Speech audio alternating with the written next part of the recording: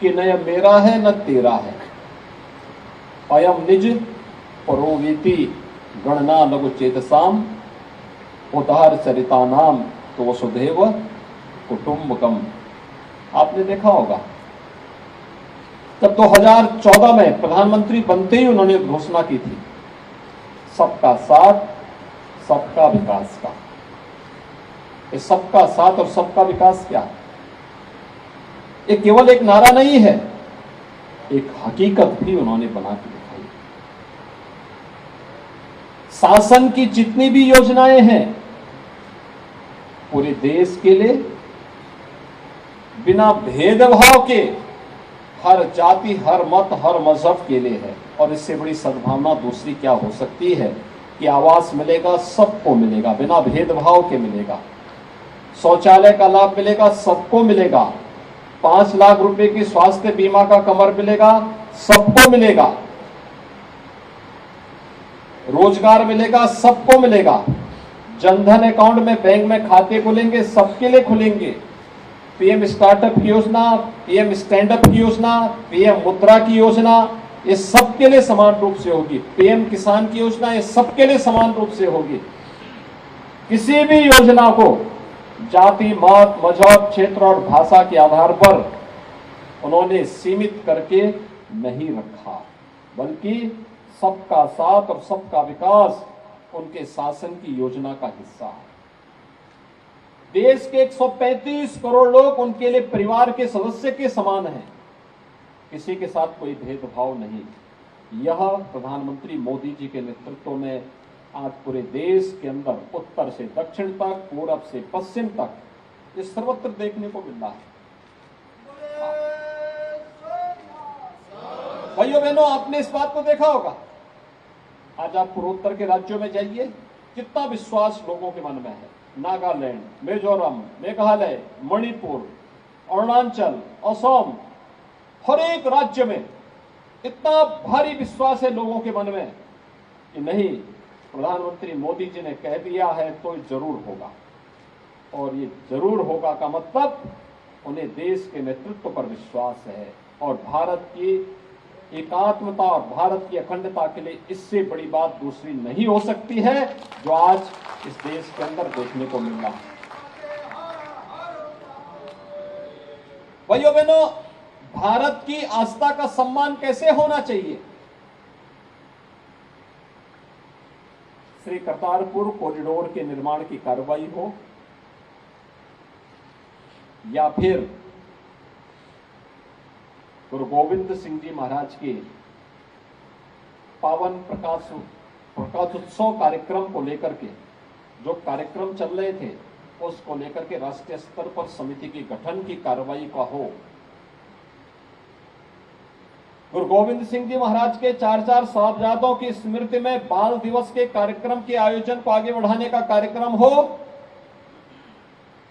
या फिर इस देश के अंदर उन सभी प्रतीकों को सम्मान करने का 1984 के दुर्भाग्यपूर्ण नरसंहार की एसआईटी गठित करके दोषियों के खिलाफ कार्रवाई करने की का कार्य हो, या फिर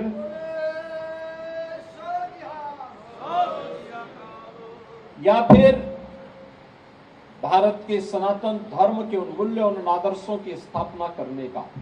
अभी यहां पर बात चल रही थी काशी विश्वनाथ मंदिर की। महाराजा रणजीत सिंह जी ने उसे स्वर्ण मंडित किया। महारानी अहिल्याबाई ने मंदिर का पुनर्निर्माण कराया। महाराजा रणजीत सिंह ने उसे स्वर्ण मंडित किया और प्रधानमंत्री मोदी जी ने काशी विश्वनाथ धाम को विस्तार देकर के हजारों वर्षों के बाद बाबा विश्वनाथ और मां गंगा का मिलन करवा दिया। आज कोई भी आता है काशी में विभूत होकर के जाता है। इससे पहले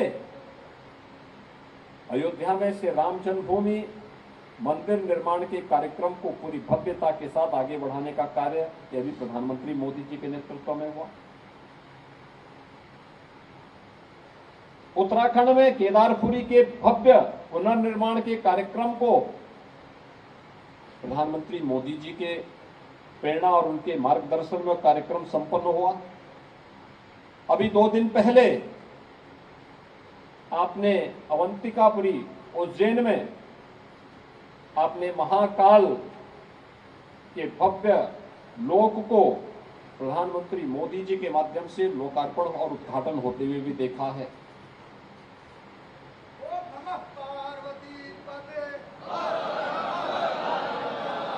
वैश्विक मंच पर भारत के महापुरुषों को, भारत के उन दिव्य विभूतियों को किस प्रकार का सम्मान मिलना चाहिए, आज ये आप हर जगह देख सकते हैं। और भारत की इस समृद्ध परंपरा के प्रति दुनिया के मन में क्या भाव होना चाहिए, योग की परंपरा को वैश्विक मंच पर मान्यता मिलना और 21 जून की तिथि विश्व योग दिवस के रूप में आयोजित होना इसका सबसे अच्छा उदाहरण हो सकता है।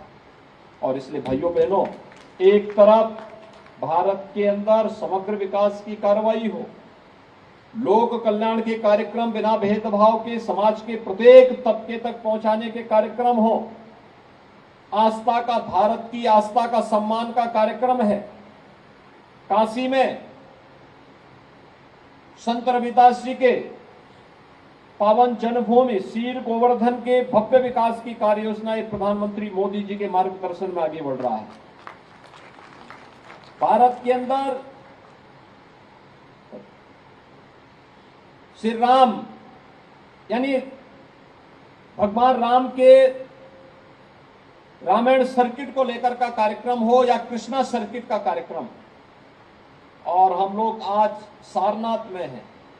काशी की धरती भारत की सबसे प्राचीन धरतियों में धरती में है, सबसे प्राचीन नगरी है।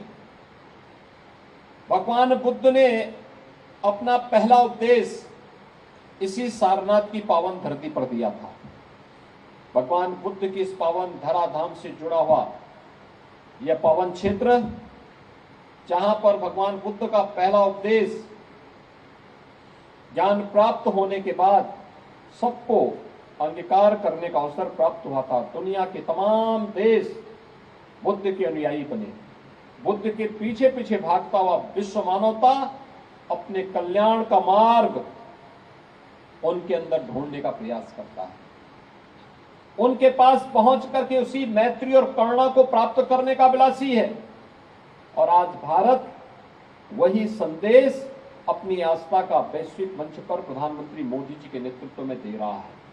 हम सबको प्रधानमंत्री मोदी जी के नेतृत्व पर गौरव की अनुभूति करनी चाहिए, और गौरव की अनुभूति इस बात को लेकर के भी होनी चाहिए, एक तरफ आस्था का सम्मान, भारत के विरासत को वैश्विक मंच पर प्राप्त होने वाले सम्मान को लेकर के है, और दूसरी ओर भारत वैश्विक मंच पर आज जिस रूप में एक नई अर्थव्यवस्था के रूप में अपने आप को स्थापित करने की ओर अग्रसर हो रहा है। आपने देखा होगा अभी हाल ही में भारत दुनिया की 5वीं बड़ी अर्थव्यवस्था बना है। जिस ब्रिटेन ने एक लंबे समय तक भारत पर शासन किया था,